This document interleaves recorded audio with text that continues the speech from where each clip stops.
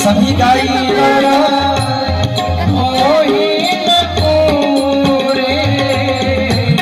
तिन्हके गृह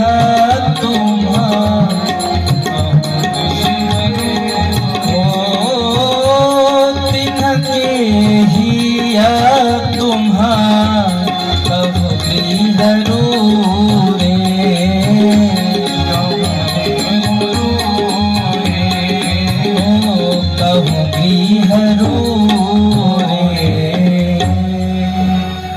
भगवान कहाँ रहते हैं?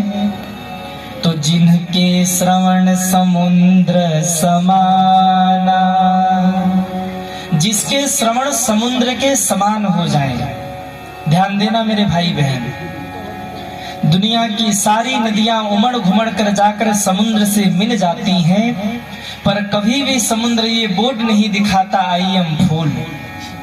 कभी समुद्र नहीं कहता मैं भर गया। जितनी भी नदियां आती हैं ना, समुद्र सारी नदियों के जल को स्वीकार कर लेता है। वाल्मीकि जी कहते हैं प्रभु जिनके श्रवण समुद्र समाना, जिनके श्रवण समुद्र के समान हो जाए,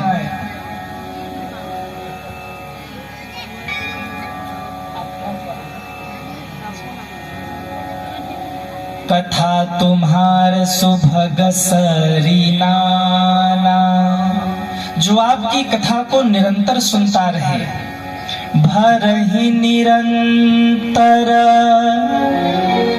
हो ही न पूरे, जो रोज कथा सुने, रोज कथा सुने और कथा सुनते सुनते उसका मन कभी न भरे, ठाकुर जी आप उसके हृदय में निवास करें। और यहाँ जितने लोग बैठे हैं ध्यान से सुनना, यदि कथा सुनते सुनते आपका मन नहीं भरता, यदि कथा सुनते सुनते आपको ऐसा नहीं लगता कि बस अब नहीं सुनना बहुत हो गया, कथा सुनते सुनते आपको लगता है और मिले और मिले और मिले, तो समझ लेना मेरे राम जी का निवास आपके हृदय में हो गया है। सोच सोच के ताली बजा रहे हो आप, जम के बजा दो। 4 दिन और परेशान करूंगा, 5 दिन हो गए, 4 दिन और। भर ही निरंतर हो ही न पूरे। और मैं तो देखता हूँ 10 बजते हैं, 10:30 बजते हैं, 11:15 बज जाते हैं, लेकिन आप लोग बैठ करके सुनते रहते हो। और मुझे तो लगता है कि अगर 2-4 सिखाती रोज रामायण, हमें निज धर्म पर चलना सिखाती रोज रामायण, सिखाती रोज रामायण, सिखाती रोज रामायण। सदा शुभया चरण करना बताती रोज रामायण। इसलिए इस राम कथा को हम लोग जीवन में धारण करें। भगवान यहाँ से आगे बढ़े। चित्रकूट में मेरे भगवान ने निवास किया। गोस्वामी जी कहते हैं चित्रकूट रघुनंदन छाए, ठीक है ना, समाचार सुनी सुनी मुनि आए। भगवान राम चित्रकूट में छा गए। मैं एक बात आप सभी से निवेदन करूं, भगवान ने हमको आपको 2 हाथ दिए हैं। कितने हाथ? 2 हाथ। इन 2 हाथों से लड़ करके आप कितने लोगों को जीत सकते हैं? 1 लोगों को, 2 को, 5 को या 10 को? 2 को। भगवान ने हमें 2 हाथ दिए हैं। इन 2 हाथों से लड़कर हम 2, 4, 10 को जीत सकते हैं। लेकिन मेरे भाई बहन, अगर दोनों हाथों को हमने जोड़ लिया ना, तो लड़कर तो नहीं, पर इन दोनों हाथों को जोड़कर हम पूरी दुनिया को जीत सकते हैं। भगवान राम का स्वभाव देखिए। गोस्वामी जी कहने पर मजबूर हो गए, चित्रकूट रघुनंदन छाए। भगवान छा गए और कोई फर्क नहीं है भगवान को। जैसे अयोध्या में थे ना, वैसे ही आज जंगल में भी रह रहे हैं। राम ने ये दर्शन कराया, हम किसी भी हाल में रहें, किसी भी अवस्था में रहें, सदैव प्रसन्न रहें। जो होता है अच्छे के लिए होता है, जो हुआ वो अच्छा हुआ है, और आगे भी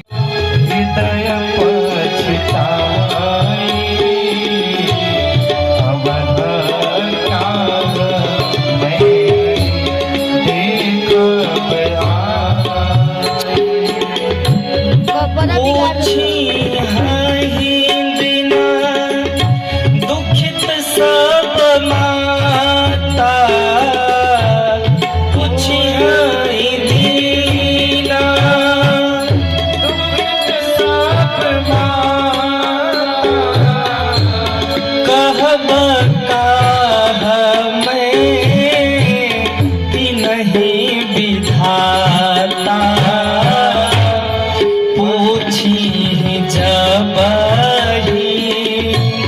लखन महतारी कहिया हूँ कामना सदेश सुखारी कहे हूँ कामना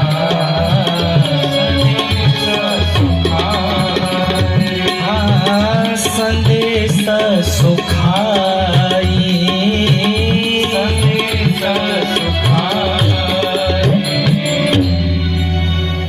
बचनु न आव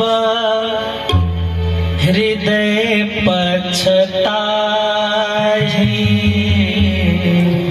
अवध काह में देखब जाए।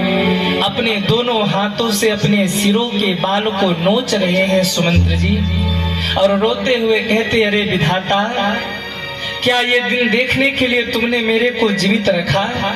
मैं अयोध्या में जाऊंगा, लोग यही कहेंगे, सुमंत्र तुमने हमारे राम को जंगल में छोड़ दिया।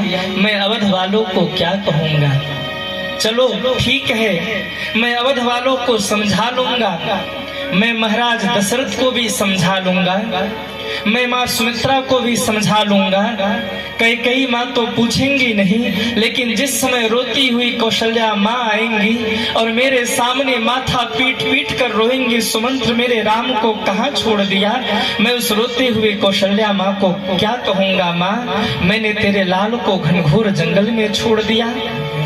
जैसे गौ एक बछड़े को जन्म दे और दिन भर वो गौ माता कहीं जंगल में घास चरने जाए और चारा चुग करके, चारा चर करके जब वो शाम को घर लौटे, दूर अपने बछड़े को देखती है, वो गैया दौड़ करके बछड़े को लाड लड़ाने लगती है। जब वो कौशल्या माँ आएंगी, मेरा राम आया होगा, और जब वो रथ में राम को नहीं देखेंगी तो कौशल्या माँ पर क्या बीतेगी? रोते रोते अवध कब आ गया पता भी नहीं लगा। सोचा दिन में जाऊंगा तो ये ठीक नहीं है, सब दुखी हो जाएंगे। इसलिए कहते हैं जब रात का अंधेरा हो गया तो रात्रि के अंधेरे में आज सुमंत्र जी ने अवध में प्रवेश किया। घोड़ों को खड़े करके महाराज आज महलों में गए। सब पूछ रहे राम कहाँ है, राम कहाँ है। सुमंत्र जी पूछ रहे महाराज कहाँ है, महाराज कहाँ है। महाराज के पास पहुंचे और जैसे ही महाराज के पास पहुंचकर जय जीव कहकर प्रणाम किया सुमंत्र की आवाज को सुनते ही जैसे तड़पती हुई मछली को जल मिल गया हो। सुमंत्र के कंधे पर हाथ रख करके खड़े हो गए महाराज दशरथ और कहा, सुमंत्र, मेरा राम कहाँ है? सुमंत्र, मेरे राम को लेकर आए हो ना? मेरा राम कहाँ है? राम राम कहाँ राम सनेही, पुनि कह राम लखन बैदे, कहाँ लखनु कहाँ राम सनेही, कह प्रिय पुत्र बधू बैदे। सुमंत्र, मेरा राम आया कि नहीं? सुमंत्र, राम आया, लक्ष्मण आया कि नहीं? मेरी बहू जानकी कहाँ है? सुमंत्र, कुछ बोलते क्यों नहीं? सुमंत्र जी ने समझाया, महाराज, आप तो धर्म प्रेमी हैं, आप तो ज्ञानी हैं, आप ऐसे अधीर मत होइए, आपसे अधिक राम को कौन जानता है? महाराज, राम जी नहीं आए। चलते चलते पहले दिन जब शाम भई तो महाराज नदी के तट पर विश्राम किया राम ने। दूसरे दिन अवधवासियों को छोड़कर राम आगे निकल गए। सुमंत्र जी से मिलते हुए जटा जूट बांधकर केवट के ऊपर कृपा करते हुए राम जी आगे कहाँ गए ये मुझे पता नहीं। आकर के बताया जब निषाद राज ने, तब मुझे ज्ञान हुआ कि राम घनघोर जंगल की ओर आगे बढ़ चुके हैं। महाराज, राम ने आपको प्रणाम किया है और कहा है मेरे पिता को प्रणाम करके कहना सुमंत्र काका, 14 वर्ष बाद ये राम आएगा और आप अपने पिता के चरणों में प्रणाम करेगा। इतना शब्द कहा, कहकर मौन हो गए। राम नहीं आए। महाराज धड़ाम से धरती पर गिरे और पछाड़ खाकर रो पड़े, तड़प गए हैं महाराज। आज मुख से राम राम शब्द निकल रहा। पूरा महल आज शोक के समुद्र में डूब गया। सुमंत्र जी से रहा नहीं गया, सुमंत्र जी वहां से चले गए। कौशल्या माँ ने महाराज को समझाया, महाराज धैर्य मत खोइए। महाराज आप अगर ऐसे करेंगे तो फिर हमारा क्या होगा? महाराज थोड़ा धैर्य धारण कीजिए। महाराज वो प्राण कंठ में आकर अटक गया महाराज दशरथ के।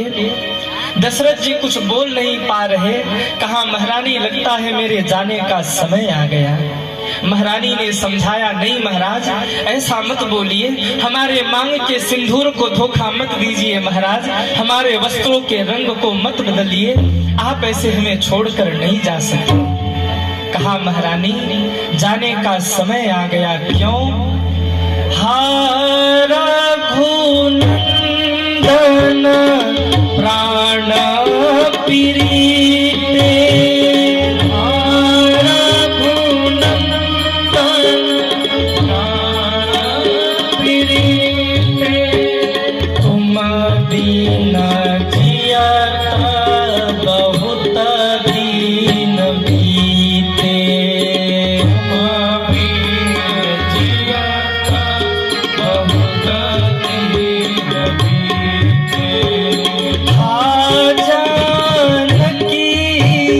लखन हार रघुबर, जानकी लखन हार रघुबर, आपी तो हित चित चातक जलधर, आपी तो हित चित चातक जलधर, चातक जलधर। महाराज चीख पड़े, हाय रघुनंदन प्राण प्रीते। अरे राम तुमको देखे बहुत दिन हो गए राम, अब इस शरीर को रखने से कोई फायदा नहीं। महारानी समझा रही। महाराज ने कहा, महारानी बस अब मेरे जाने का समय आ गया। वो देखो, वो दोनों अंधे बूढ़े माँ बाप मेरी ओर देख रहे हैं और कह रहे हैं, राजन तेरे जाने का समय आ चुका है। वो दोनों बूढ़े अंधे माँ बाप चीख चीख करके मेरी ओर कुछ कह रहे हैं। कहा, महाराज कौन अंधे माँ बाप? 10 मिनट को हो गए। देखो, श्रवण कुमार की कथा महाराज ने कैकेयी माँ को बताया था। कैकेयी माँ को ये ज्ञान था कि महाराज की मृत्यु पुत्र वियोग में होगी। और जो लोग कैकेयी माँ को गलत कहते हैं ना, सुन लेना, मेरी व्यासपीठ से मैं निवेदन कर रहा। कैकेयी माँ गलत नहीं थी। माँ को ये पता था कि महाराज की मौत पुत्र वियोग में होगी और पुत्र वियोग तभी होगा जब मेरे चारों बेटों की मौत हो जाएगी। माँ कैकेयी ने ये दृढ़ संकल्प लिया, बहुत कठोर छाती कर लिया माँ ने। माँ कैकेयी को लगा पुत्र वियोग तभी होगा जब मेरे चारों बेटों की मौत होगी, चार चार बहुएं विधवा हो जाएंगी। इसलिए पहले तो भरत जी को ननिहाल भेजा, भरत शत्रुघ्न को, और फिर राम को वनवास मांगा। क्यों? दो भाई ननिहाल होंगे, दो भाई वन में होंगे, तो कम से कम हमारी बहुओं के मांग का सिंदूर तो सुरक्षित रहेगा। हम तीन तीन माताएं विधवा हो जाए चलेगा, लेकिन हमारे चारों बहुओं का सुहाग बना रहना चाहिए। इसलिए माँ कैकेयी ने ये दृढ़ संकल्प लिया था। गा दूं? क्यों पीछे वालों? क्या बात है। जब तो न हरि के भजला, न भजला सीता राम के, इतना बता कौना काम के, इतना बता कौना काम के। जब तू न हरि के भजला, न भजला सीता राम के, इतना बता कौना काम के, इतना बता। उठाइए दोनों हाथों को और तालियां बजाते हुए हरि बोल।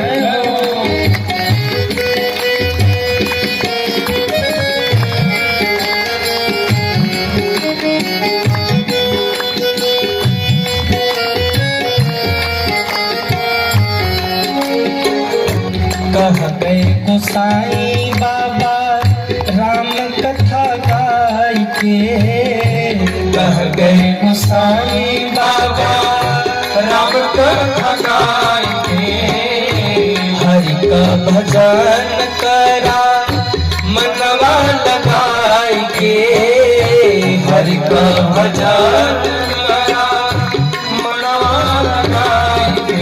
जब राम नाम ना लेहला, जब राम नाम ना लेहला, ना कथा तू सुनला कान से, इतना बता कौना काम के, इतना बता सभी गाइए। जब तो न हरि के भजला, ना भजला सीता राम के, इतना बता कौना काम के, इतना बता कौना काम के। वो इतना बता कौना काम के, इतना बता कौना काम के। जब तू न हरि के भजला, अरे आप लोग भी तो गाओ। जब तू न हरि के भजला, जब ना भजला सीता राम के, इतना बताता इतहिया कौना काम के, इतना बताता इतहिया कौना काम। इधर के लोग नहीं गाएंगे, आप लोगों को गाना है। ओ इतना बताता इतहिया कौना काम के, इतना बता कलयुग के लोग किस चक्कर में पड़े हैं बता दूं? अरे बोलो ना। जब राम नाम ना लेहला, जब तू ना हरि के भजला। ध्यान देना, कलयुग के लोग किस चक्कर में परेशान है?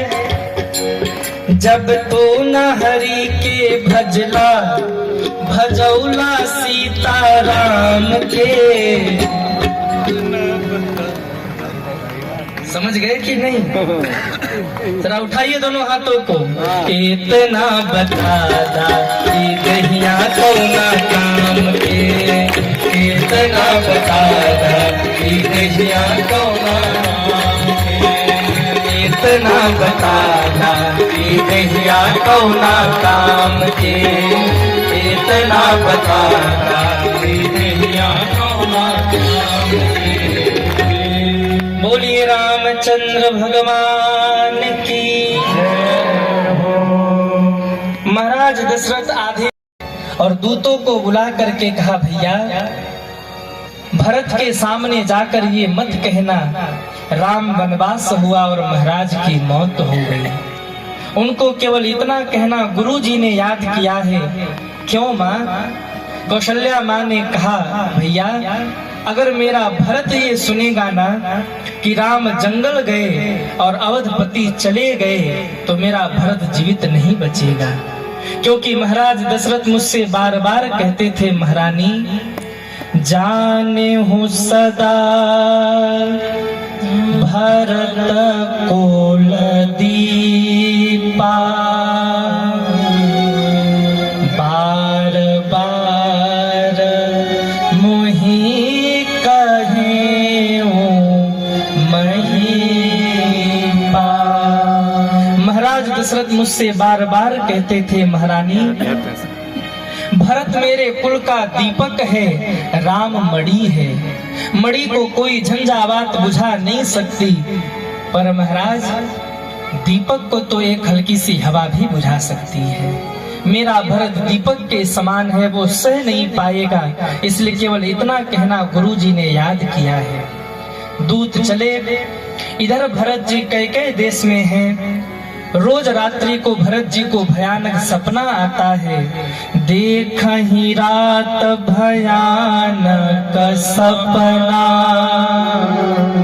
जाग करही कटु कोटि कल्पना।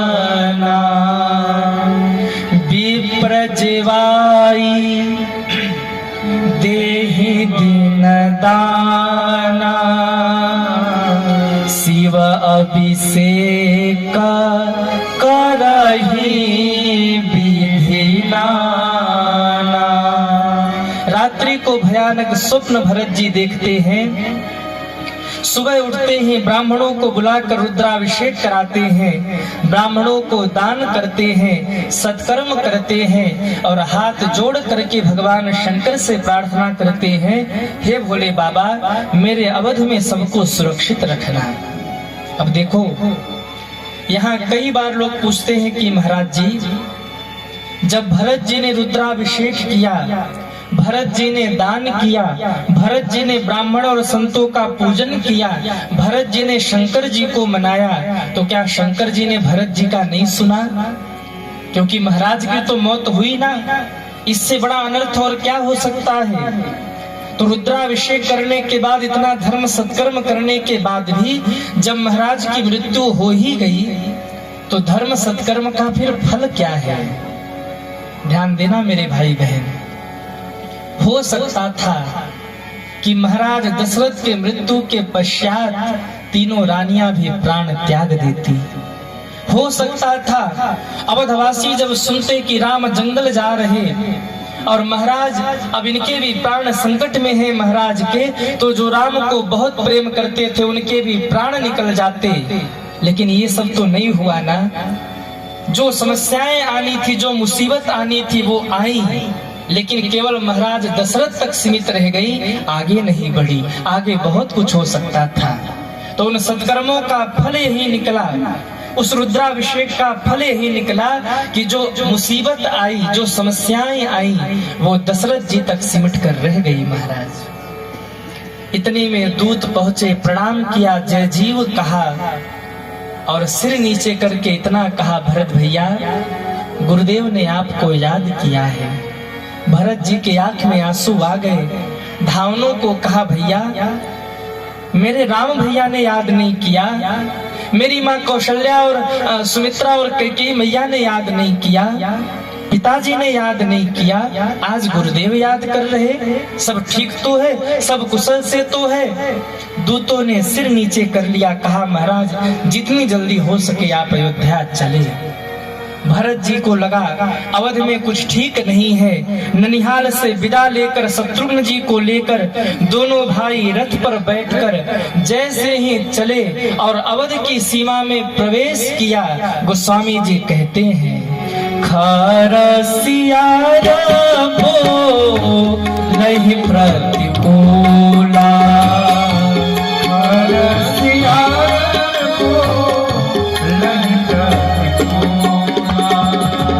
सुनी सुनी भरत होहि मन सोला, सुनी सुनी भरत होहि मन सोला।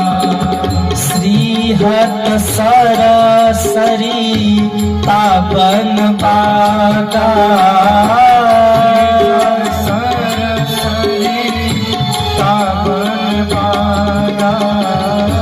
नगरु विशेषी भयंकर लागा, नगरु विशेषी भयावन लागा, भयावन लागा, भयावन लागा। अवध की सीमा में प्रवेश करते ही खरसियार बोलहि प्रतिकूला। खर और सियार, गधे और सियार ये प्रतिकूल बोलने लगे। भरत जी को वो वाणी बड़ी चुभ रही है, आगे बढ़े तो सरजू जी में वो कलकल निनाद नहीं है। वृक्ष जैसे सूख गए हों, भरत की ओर कोई देखता नहीं है, देखता भी है तो सिर मोड़ लेता है।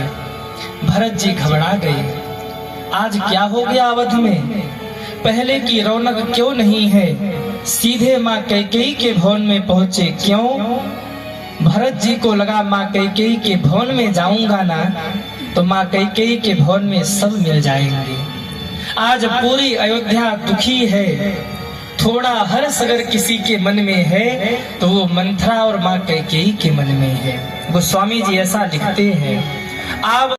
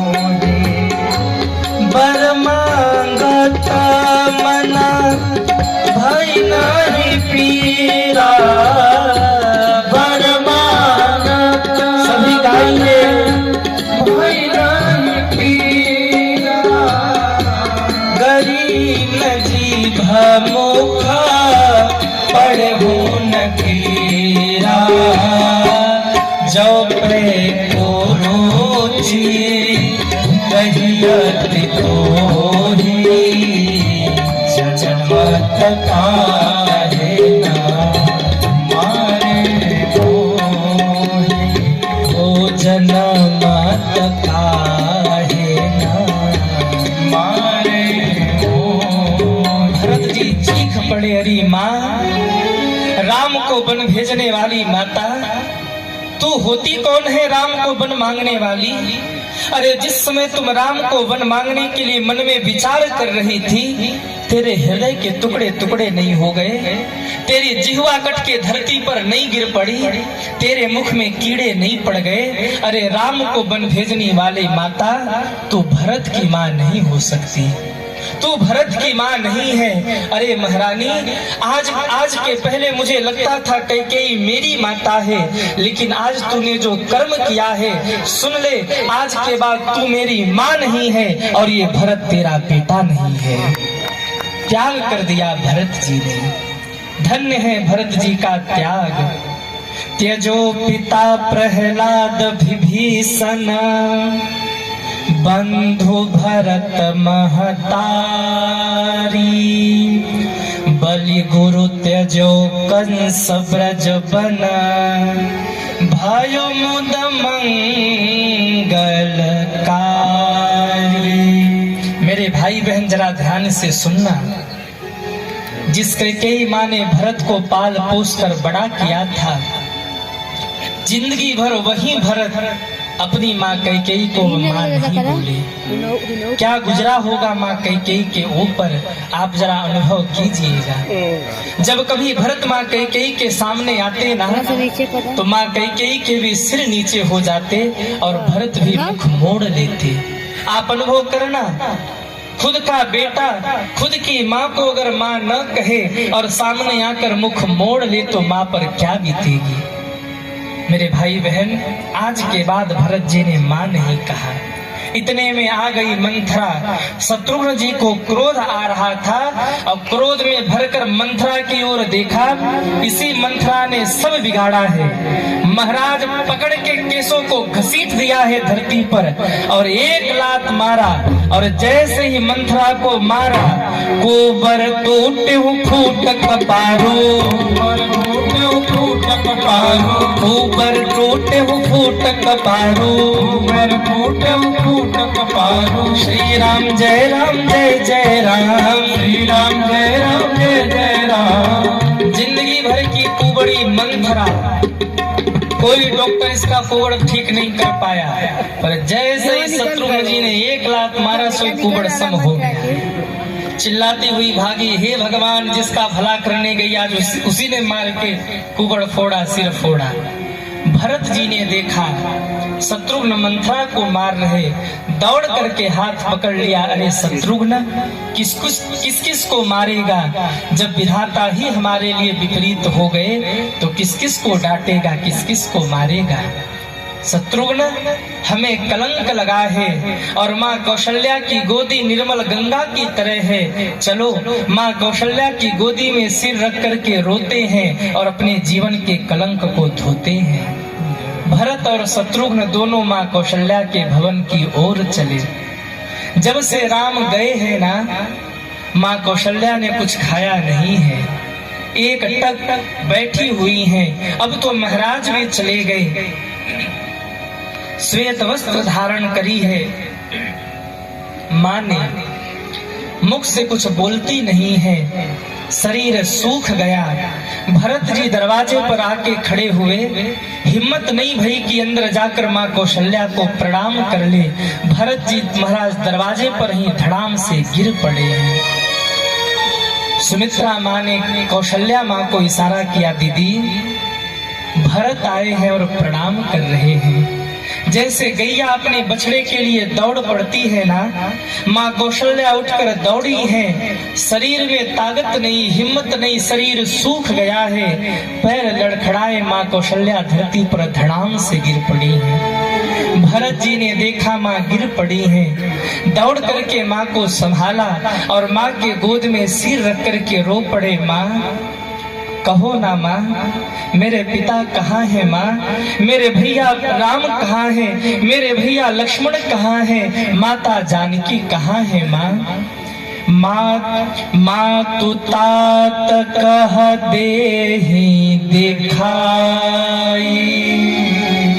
कह सिया राम लखना दो भाई, कैकेयी कत जनमी जग माझा, जो जनमित काहे न भई। भरत जी रो पड़े, माँ कैकेयी का जन्म इस धरती पर क्यों हुआ माँ? यदि कैकेयी का जन्म भी हुआ तो भगवान ने कैकेयी को बांझ क्यों नहीं रखा? क्या कैकेयी के कोख से जन्म देने के लिए पापी भरत ही था? माँ अगर भरत का जन्म नहीं होता ना तो आपको विधवा नहीं होना पड़ता। अगर इस भरत का जन्म नहीं होता तो आज राम जंगल में न होते, आज मेरी माता जानकी और भैया लक्ष्मण जंगल में न होते। इस भरत का तो जन्म ही अवध को दुख देने के लिए हुआ है माँ, ये भरत धरती पर क्यों आया? इतना कहकर चरणों से लिपट पड़े हैं। माँ कौशल्या ने उठा के हृदय से लगा लिया, नहीं लाल, रोते नहीं है। तू अपने आप को दोषी कहता है, तू कैकेयी को दोषी कहता है। सुन भरत, कैकेयी का कोई दोष नहीं है, धन्य है राम की जननी। आज माँ कौशल्या की बातों को जरा सुनना। माँ कौशल्या कहती है, भरत, कैकेयी का कोई दोष नहीं, क्योंकि उसकी बुद्धि को तो मंथरा ने घुमाया।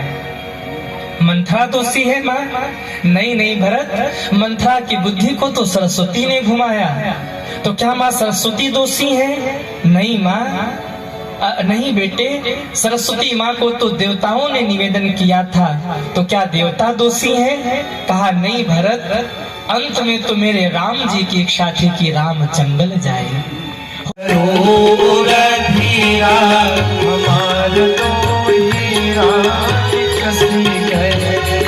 हीरा निकस गए हो राम जी, निकस गए। हीरा निकस गए हो राम जी, निकस गए। कैसे धरोर धीरा, हमार दो हीरा निकस गए। कैसे धरोर धीरा, हमार दो हीरा निकस गए।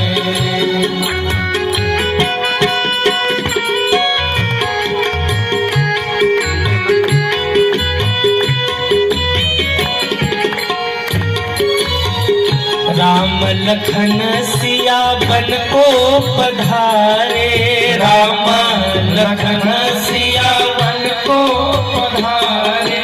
राम लखन सिया बन को सिधारे, राम लखन सिया बन को सिधारे। धरि धरि बेस फकीरा, हमार दो हीरा निकसी गए। कैसे धरोर धीरा, हमार दो हीरा निकसी गए।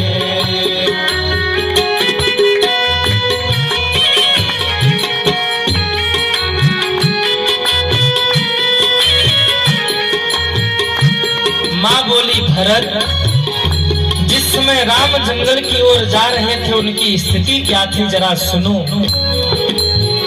पीतांबर सिर मुकुट न उनके, पीतांबर सिर मुकुट न उनके। पीतांबर सिर मुकुट न उनके, पीतांबर सिर मुकुट न उनके। पहिरे बलगन चीरा, हमार दो हीरा निकस गए। ऐसे धरोर धीरा, हमार दो हीरा निकस गए।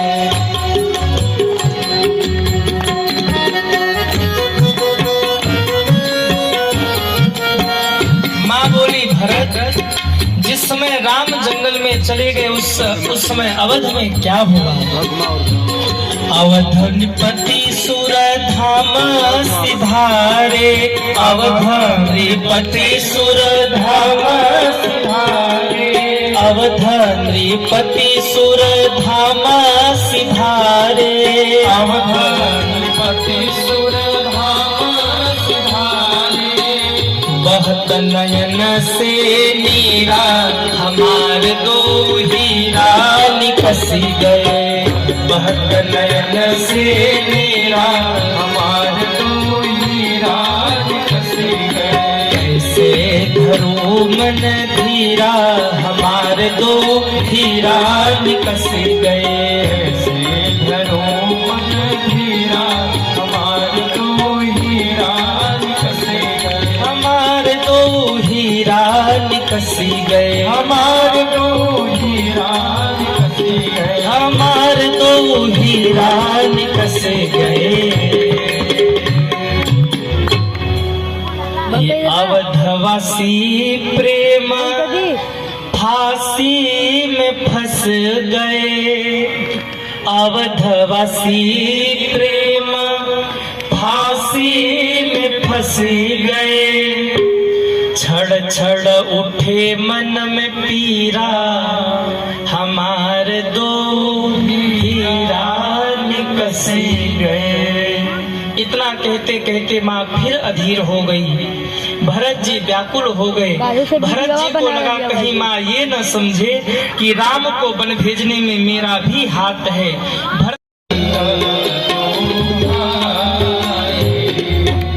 भरत जी को बुलाया गया। बड़े ध्यान से सुनिएगा। सभा लगी थी, भरत जी आकर सभा के द्वार पर खड़े हुए। पूरी सभा भरी पड़ी है, लेकिन आज दो आसन खाली है। एक तो महाराज दशरथ का आसन खाली है और दूसरे मेरे राम का आसन खाली है। भरत जी ने देखा, भरत जी सभा को देखते ही रो पड़े हैं। और मेरे भाई बहन जैसे ही भरत जी को रोते हुए देखा ना, कहते हैं वशिष्ठ जी के भी आंख में आंसू आ गए। वशिष्ठ जी ने भरत को हृदय से लगाया और एक बहुत प्यारी बात बोले, भरत रोते नहीं है। सुनहु भरत भावी प्रबला, बिलख कहेऊं मुनिनाथ,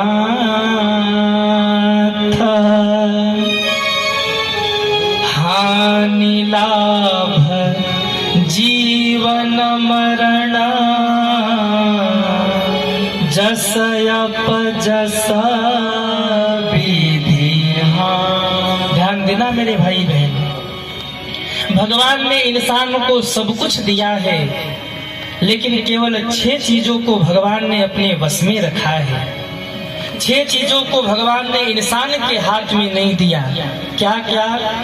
हानि लाभ जीवन मरण, जस अपजस विधि। ये 6 चीज भगवान ने अपने हाथ में रखा है।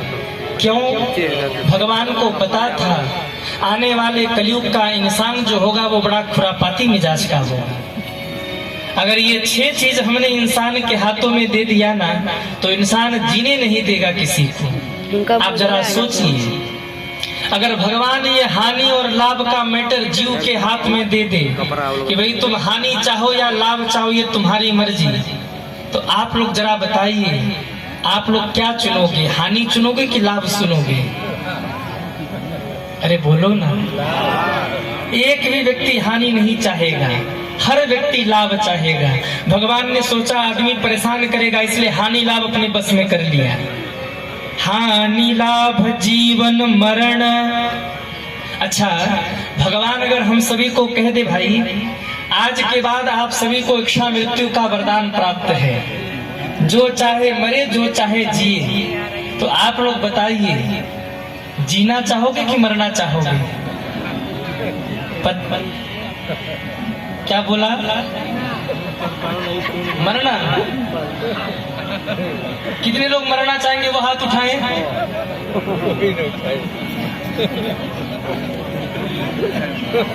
घर से ज्यादा परेशान है ये भी। अच्छा, 85 साल के बूढ़े बाबा को क्या भरोसा सांसों का, क्या भरोसा रुक जाए चलते चलते, रुक जाए चलते चलते, सांसों का क्या भरोसा, सांसों का क्या भरोसा।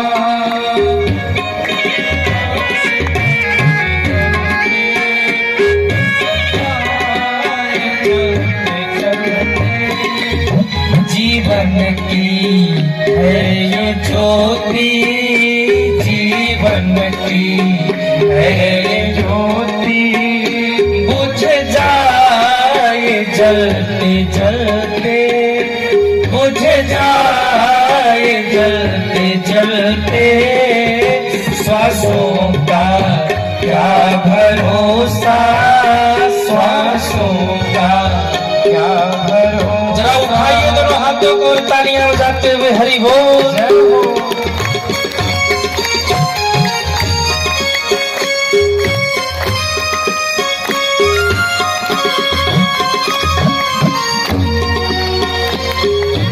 अब तक किया न सुमिरन, अब तो हरि सुमिर ले। अब तक किया न सुमिरन, अब तो हरि सुमिर ले। अब तो हरि सुमिर ले, अब तो हरि सुमिर ले। कहती है कह रही है जिंदगी की हर शाम ढलते ढलते, हर शाम ढलते ढलते। श्वासों का क्या भरोसा, श्वासों का क्या भरोसा। रुक जाए चलते चलते, रुक जाए चलते चलते। जीवन की है जो ज्योति, जीवन की है जो ज्योति। रुझ जाए जलते जलते, बुझ जाए जलते जलते। श्वासों का क्या भरोसा, सांसों का क्या भरोसा।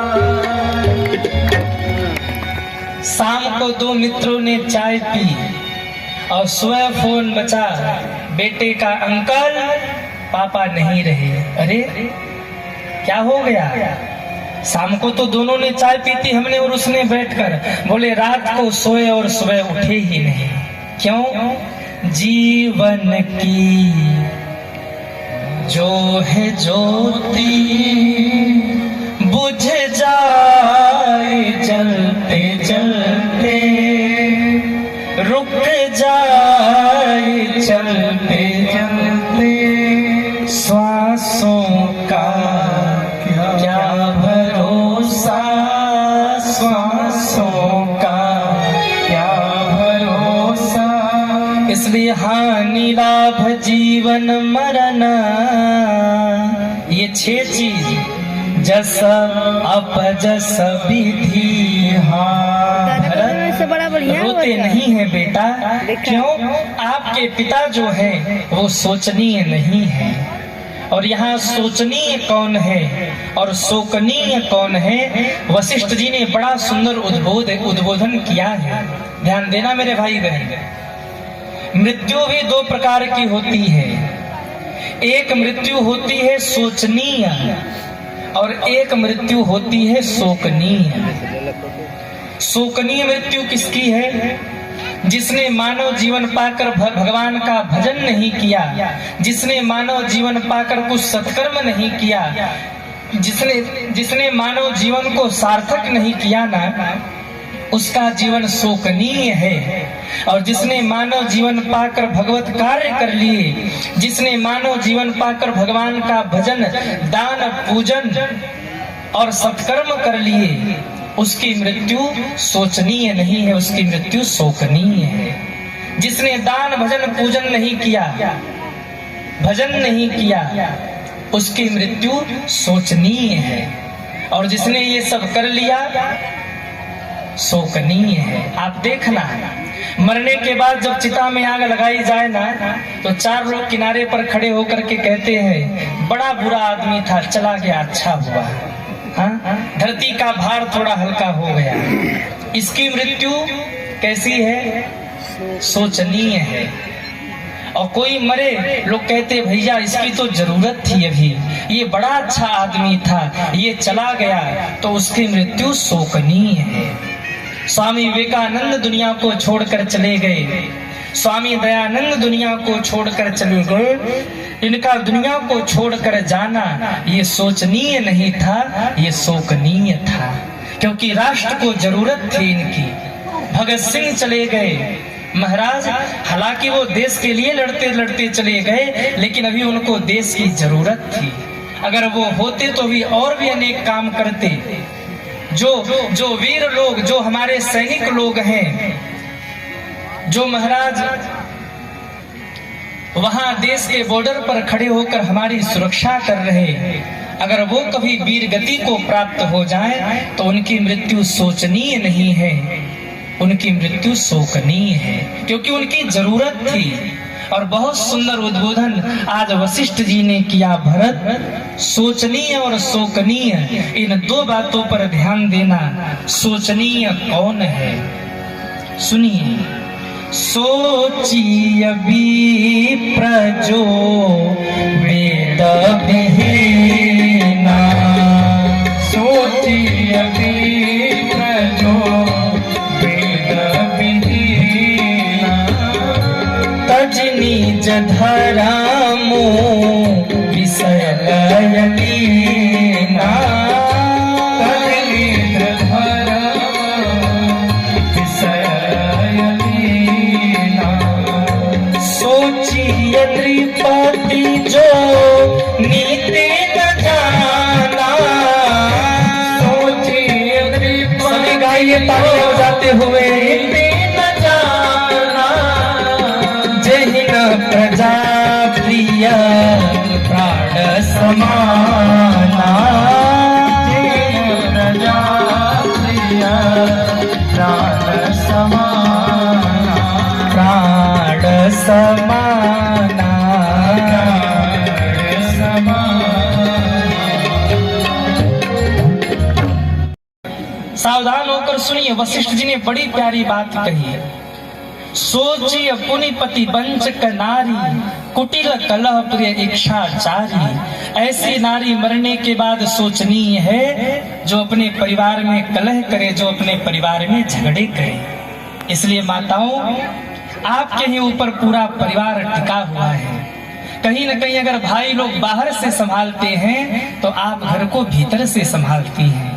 इसलिए जितना हो सके बच्चों को संस्कार में बांध कर रखिएगा। जितना हो सके घर में जब आपको समय मिल जाए काम धाम से तो बैठकर भगवान का नाम गाइएगा, सत्संग कीजिएगा, कलह मत कीजिएगा, क्योंकि ऐसी नारी मरने के बाद सोचनीय है।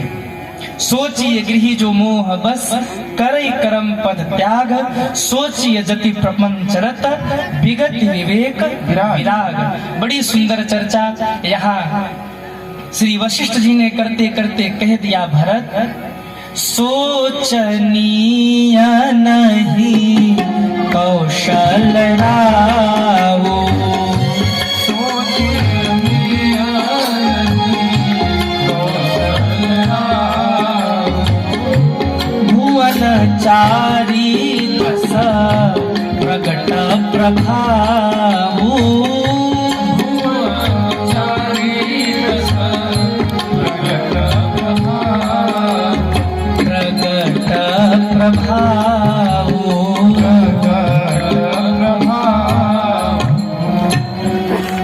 वशिष्ठ जी बोले, भरत, महाराज दशरथ की मृत्यु ये सोचनीय नहीं है, ये शोकनीय है। रो मत, सोच मत करो। भरत, हम कहते हैं जैसे धर्म का और वचन का पालन करते हुए राम जंगल चले गए, जैसे धर्म और वचन का पालन करने के लिए महाराज ने अपने प्राण त्याग दिए, ऐसे ही उस वचन और उस धर्म का पालन करते हुए आप अयोध्या की गद्दी पर बैठकर अयोध्या की गद्दी को संभाल लीजिए। जैसे इतना शब्द कहा ना, जितनी पब्लिक थी वहां पर सबके हाथ ऊपर हो गए। हाँ हाँ भरत जी आप राजा बनो, हाँ हाँ भरत जी आप राजा बनो। एक संत कह रहे थे, अगर राम और भरत में चुनाव करा दिया जाता ना तो राम जी भारी वोट से हार जाते, जीत भरत जी की हो जाती। क्योंकि देखो, राम को राजा बनना हुआ ना तो एक मंथरा थी जो खड़ी हो गई, नहीं नहीं राम राजा नहीं बनेंगे, भरत राजा बनेंगे, मंथरा खड़ी हो गई। लेकिन भरत को राजा बनना हुआ, एक साधु गद्दी पर बैठेगा, पूरी प्रजा ने हाथ ऊपर कर दिया, हाँ हाँ भरत तुम राजा बनो, हाँ हाँ भरत तुम राजा बनो। सबकी ओर देखते देखते भरत जी ने माँ की ओर देखा। माँ ने धीरे से कहा, हाँ भरत, गुरु जी भी यही कह रहे, प्रजापुरवासी भी यही कह रहे, और मैं भी यही कह रही, तुम राजा बनो। इतना शब्द सुनना था, भरत जी रो पड़े। माँ आप मत बोलो, हमें पाप लग जाएगा। आप मत बोलो, मैं इस गद्दी पर बैठने का अधिकारी नहीं हूँ। और इतना कहते कहते भरत जी रो पड़े। सानी सरल रस मातुबानी सुनी भरत व्याकुल भये। सानी सरल मातुबानी सुनी भरत व्याकुल भये। लोचन सरोरुह श्रवत सींचत विरह उरा अंकुर नये। हाँ विरह उरा अंकुर नये। हाँ विरह उरा अंकुर नये। माँ की बात को सुनकर भरत जी तड़प गए हैं। माँ आप मत बोलो। नहीं नहीं भरत, सब कह रहे तुम राजा बनो तो तुम राजा बनो, गद्दी पर बैठो, क्योंकि इसी में सबका कल्याण है। आज भरत जी ने हाथ जोड़ लिया, सबको प्रणाम करके भरत जी ने कहा, आप लोगों ने अपनी बात तो कह दी, पर मैं भी कुछ बोलूं। प्रजा कहने लगी, बोलिए बोलिए भरत जी, क्या बोलना है। भरत जी कहने लगे, प्रजापुरवासियों, माताओं और गुरुदेव सभी ध्यान से सुने। जिस धर्म का पालन आप लोग हमको करने के लिए कह रहे हैं, जरा बताइए क्या उस धर्म का पालन आप सभी ने किया। गुरुदेव बोल पड़े, भरत कैसी बात करते हो। भरत जी ने कहा, हाँ हाँ गुरुजी, जरा बताइए मेरी माँ ने मेरे लिए क्या वरदान मांगा था। सुत ही राज राम ही बनवास। भरत तेरे लिए गद्दी और राम के लिए बनवास। भरत जी ने कहा, गुरुदेव यदि वरदान मांगा था तो आपने उस वचन का पालन क्यों नहीं किया। कहा, भरत किसने वचन का पालन नहीं किया। कहा, आप सब ने गुरुदेव। कैसे। कहा, गुरुदेव यदि वरदान में मांगा गया था भरत को गद्दी और राम को राज्याभिषेक, तो पहले हमको बुला लेते, हमको गद्दी पर बिठा देते और फिर राम को वन भेजते, क्योंकि पहला वरदान था भरत को गद्दी। एक बार मुझे गद्दी पर बिठा देते, फिर मैं भी देखता मेरे राम को कौन जंगल भेजता है। वचन का तो पालन आप सभी ने नहीं किया, और आप सभी हमें वचन पालने के लिए कहते हैं। अरे गुरुदेव जरा सोचिए, मैं कितना अभागा और पापी हूँ कि मेरा नाम आया, अवध में कितना कुछ हो गया। राम जंगल चले गए, पिताजी की मौत हो गई, माताएं विधवा हो गई, अभी मैं गद्दी पर नहीं बैठा। केवल चित्रकूट हो रामा, राम को मनाने भरत चले। चित्रकूट हो रामा, राम को मनाने, राम को मनाने भैया, लखन को मनाने, राम को मनाने भैया, लखन को मनाने, लखन को मनाने मैया, सिया को मनाने, लखन को मनाने मैया, सिया को मनाने।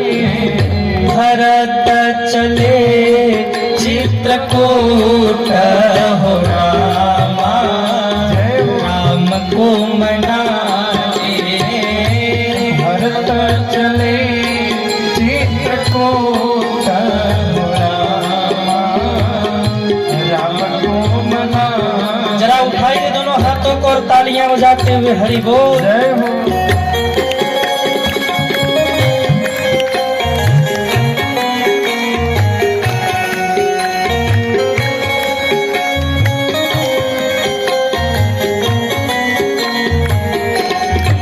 चले।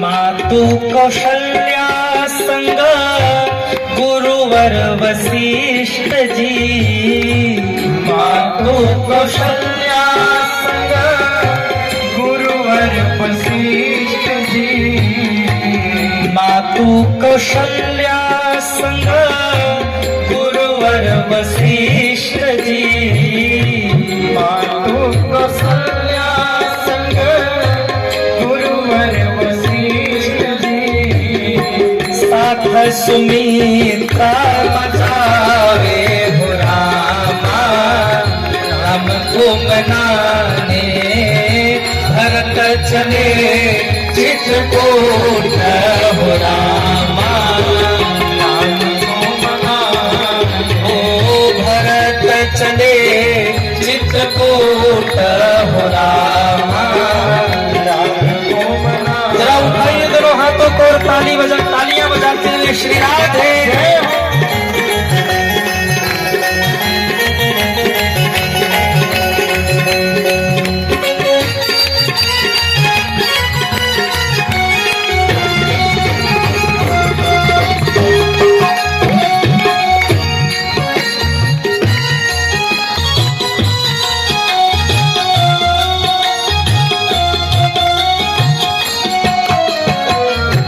अवध के वासी मुदित होए थावे, अवध के वासी मुदित होए थावे।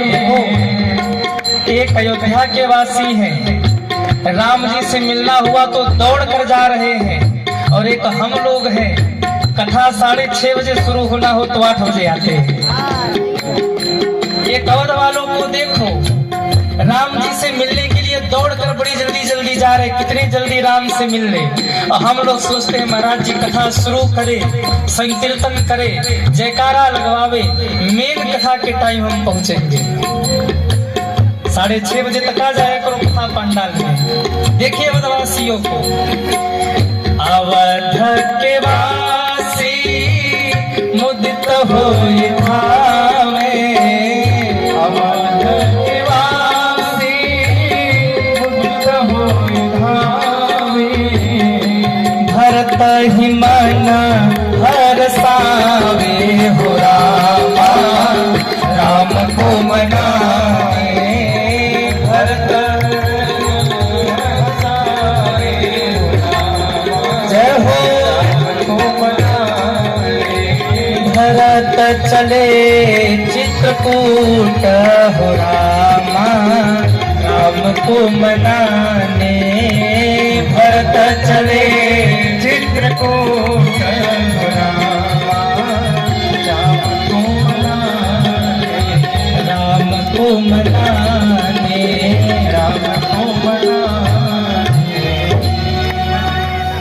राम को मनाने भैया लखन को मनाने, राम को मनाने, सभी गाइए, लखन को मनाने, राम को मनाने मैया सिया को मनाने, राम को मनाने मैया सिया को मनाने। आज भरत चले चित्रकूट हो रामा, राम को मनाने। अरे गालो ना, रामा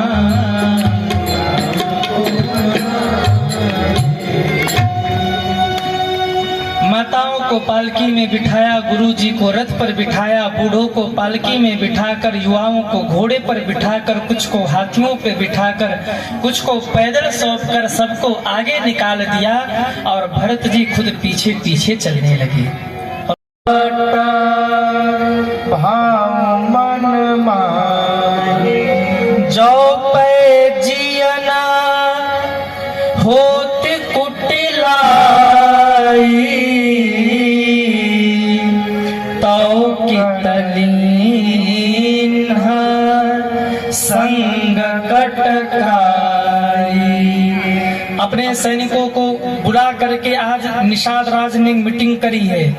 अगर भरत राम को मनाने जाते तो अकेले जाते, पूरे सैनिकों के साथ जा रहे हैं, इसका मतलब भरत राम से युद्ध करने जा रहे हैं। वीरों, अपने तीर धनुष तलवार को संभालो, आज युद्ध करने का समय आ गया। हो सजोइल रोकहु घाटा, हो सजोइल रोकहु घाटा, आढ़ऊ सकल मरे के ठाटा, आढ़ऊ सकल मरे के ठाटा, सन्मुख लोह भरत सन लेहु, लोह भरत सन लेहु, जियतन सुरसरी उतरन देहु। मित्रों, आज तीर तलवार को लेकर खड़े हो जाओ, गंगा के घाटों को रोक लो। हमारे जीते जी भरत और भरत के सैनिक गंगा को पार नहीं करने चाहिए। राम के लिए युद्ध करके हम प्राण त्याग देंगे या युद्ध में भरत को मारकर धरती पर गिरा देंगे। और इतना कहते कहते निषाद राज गुह ने आज महाराज अपने सैनिकों की ओर देखा और देखकर जोर से चिल्लाकर बोले, दीख निषाद राज भल टोलो, निषाद राज भल टोलो, कहूं बजाओ जुझारू ढोलो, बजाओ जुझारू ढोलो, बजाओ ढोल, बजाओ नगाड़े, युद्ध का ऐलान करो, राम के लिए हम युद्ध करेंगे। और वीरों, पीछे मत हटना। आज ये मत सोचना मरना है कि मारना है, जो आए मारते जाना। और तुम पीछे हटे तो तुम्हारी खैर नहीं। आज ये सोच लेना, यदि राम के लिए लड़ते लड़ते मर भी गए तो मुक्ति मिल गई, मुक्ति मिल जाएगी। और राम के लिए लड़ते लड़ते जीत गए तो सारे संसार में हमारा यश फैल जाएगा।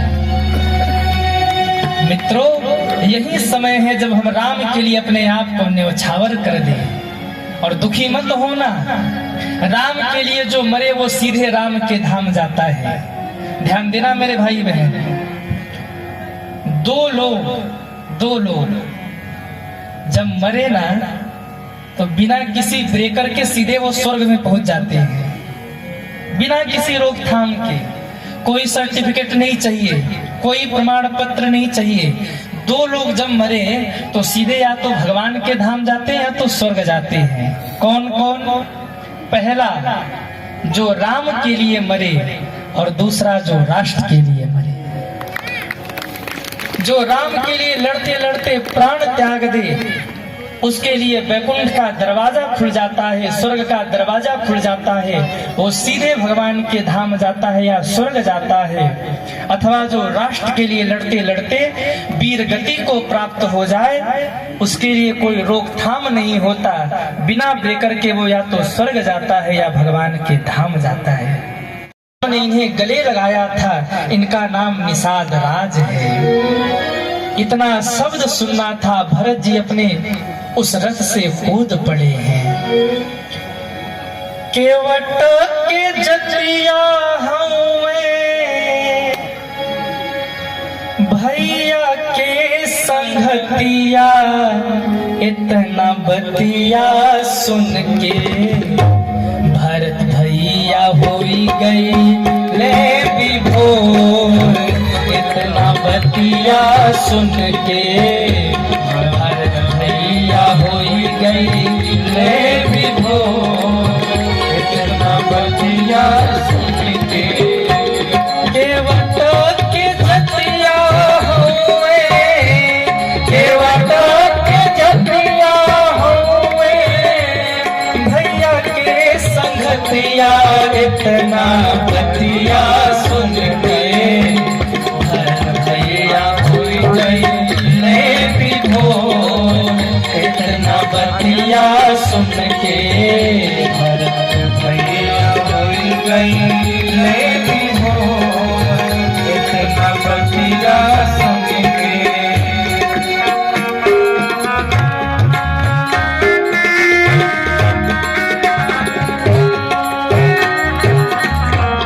राम सखा सुनी संगनु त्यागा।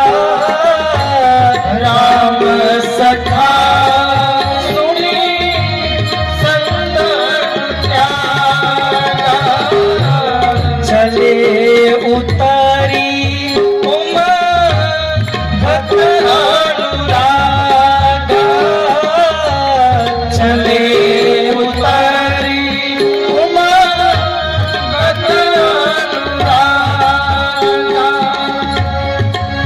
के झटिया हुए भैया के संगतिया इतना बतिया सुन के भरत भैया हो गई ले विभोर इतना बतिया सुन के भरत भैया हो गई ले विभोर इतना बतिया सुन के बतिया सुन के बतिया सुन के बतिया सुन के राम ने इन्हें गले से लगाया। भरत जी दौड़ पड़े और जाकर निषाद राज को अपने गले से लगा दिया है। कहते हैं जा सुछाड़ जिसके छाया के स्पर्श होने मात्र से लोग अपने आप को अपवित्र मान करके स्नान करते थे, आज उन्हीं निषाद राज को भरत जी ने अपने हृदय से लगा लिया। गोस्वामी जी बहुत प्यारी उपमा दे रहे हैं।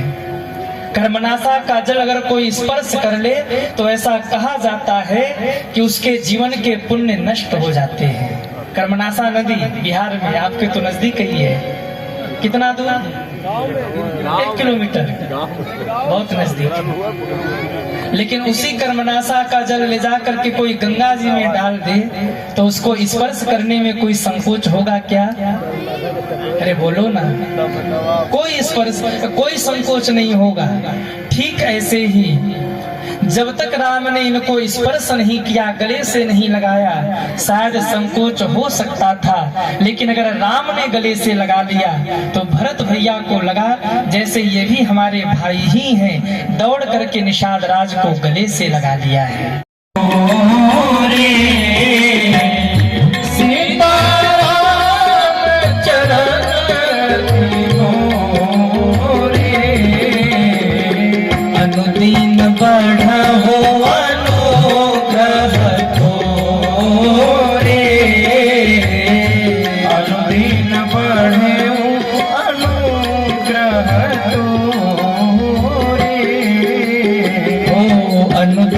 बढ़ा हो अनुग्रह तोरे।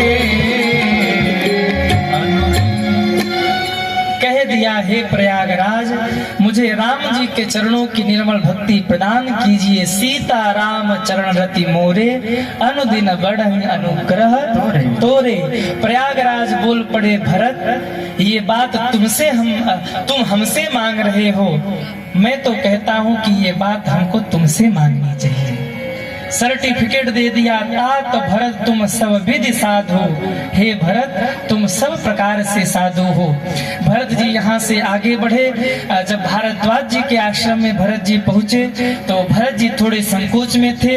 बड़ी सारी वार्ताएं हुई और फिर श्री भारद्वाज जी ने भरत जी के मन में जो संशय था उस संशय को मिटाया और ये कह दिया कि राम आपको बहुत प्रेम करते हैं, क्योंकि जिस समय मैं संकल्प करा रहा था, संकल्प में बोल रहा था, उसमें मैंने कहा भूलो के भरत खंडे, इतना शब्द कहना था, राम ने मुझे रोक दिया था।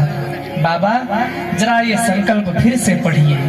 मैंने फिर दोबारा पढ़ा, भूलो के भरत खंडे तक पहुँचते पहुँचते फिर रोक दिया। मैंने पूछा ये बार बार भरत खंडे पे क्यों रोकते हो? तब राम के आंख में आंसू आ गए थे और तब राम ने कहा था कि ये मैं भरत खंडे पर इसीलिए रोक रहा क्योंकि भरत मेरे भैया का नाम है। चलते चलते जिससे मैं मिल नहीं पाया वो मेरा भैया भरत है। इतना प्रेम भरत जी गदगद हो गए और एक बड़ी सुंदर बात भारद्वाज जी ने कही कि भरत आज तुमने मेरा संदेह मिटा दिया। कैसा संदेह? तो भारद्वाज जी ने कहा भरत जब सीता राम जी का दर्शन मुझे हुआ ना तो मैं यही सोच रहा था, सब साधन कर सुफल सुहावा, लखन राम सिय दर्शन पावा। मेरे जीवन के सारे साधनों का फल मुझे मिला, जो मुझे सीता राम जी का दर्शन हो गया। मैं कब से सोच रहा था कि सब साधनों का फल तो राम दर्शन में हो गया, अब राम दर्शन का फल क्या है? तो भरत आज तुम्हें देखने के बाद मुझे पता लगा कि राम दर्शन का फल क्या है। ते ही फल कर फल दरस तुम्हारा, सहित पयाग सुभाग हमारा। भरत, मेरे सारे पुण्यों का दर्शन, मुझे सारे पुण्यों का फल मिला जो राम दर्शन हो गया, और राम दर्शन का फल हुआ जो आज भरत जैसे संत का दर्शन हो गया। मुझे, मैं भी धन्य धन्य हो गया। यहाँ भरत जी एक रात्रि रुके। दूसरे दिन सुबह जब आगे चले, देवताओं को चिंता हुई। बृहस्पति के पास जाकर के कहा, विघ्न कीजिए, भरत राम के पास न पहुँचे, नहीं राम को लौटा लाएंगे। बृहस्पति जी को क्रोध आया और क्रोध में आके देवताओं को फटकार लगाया, अरे देवताओं, तुम नहीं जानते, कोई राम का अपराध करे तो राम उसे क्षमा कर देंगे, पर कोई राम के भक्त का अपराध करे तो राम उसे कदापि क्षमा नहीं करेंगे। तुम राम के भक्त का अपराध करना चाहते हो, और तुम्हें क्या लगता है भरत जी राम जी को मनाने जा रहे हैं तो निर्णय क्या होगा? तुम अभी इंतजार करो और भरत जी की सहायता करो। लगता है भरत आ रहा है। इतने में किसी ने आके सूचना दे दी कि भरत आ रहे। भगवान सोच में पड़े। लक्ष्मण जी क्रोध में बहुत बोले। तब आकाशवाणी हो गई, अरे लक्ष्मण, सहसा करी पाछे पछताही, पहले अगर कर गुजरोगे तो बाद में पछताना पड़ेगा, समझ बूझ के कदम उठाना। लक्ष्मण जी मौन हो गए। अब भगवान राम अपने भैया लक्ष्मण को भरत की महिमा का बखान करके सुना रहे और लक्ष्मण के क्रोध को शांत कर रहे, उनके संशय को मिटा रहे। इधर निषाद राज के साथ भरत जी अब आगे चले हैं। इन्हीं शब्दों के साथ आज पंचम दिवस का पारायण यहीं पर विश्राम होता है। हम लोग भी अपनी वाणी को विश्राम करें। आज कथा चूंकि भरत चरित्र की थी, इसलिए थोड़े शांत रस में कथा चली। आप लोग कल अधिक से अधिक संख्या में आइए।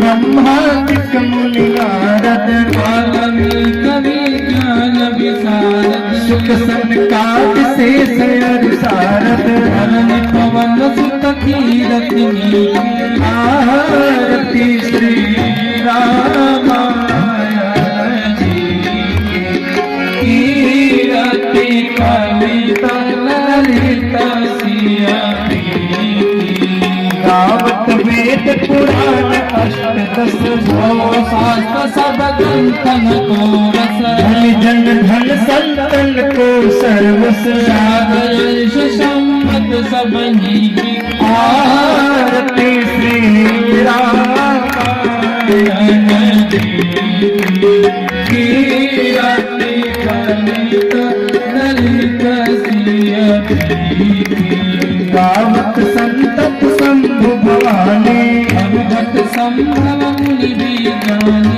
व्यास आदि कवि वर्ज बखानी, मानव तुंड गरुड़ के नीति, आरती श्री रामायण जी की, कीरति कलित ललित सिया प्रीति, मन हरण विषय रस पीके, भग सिंगार मुक्ति जुबती की, रोग भव पुरी अमीकी, आत्मा तु सब विधि तुलसी की, आरती श्री रामायण जी की, कीरति कलित ललित सिया प्रीति, पूर्ण गौरम करुणावतार, संसारतारं भजनहार, सदा सत्य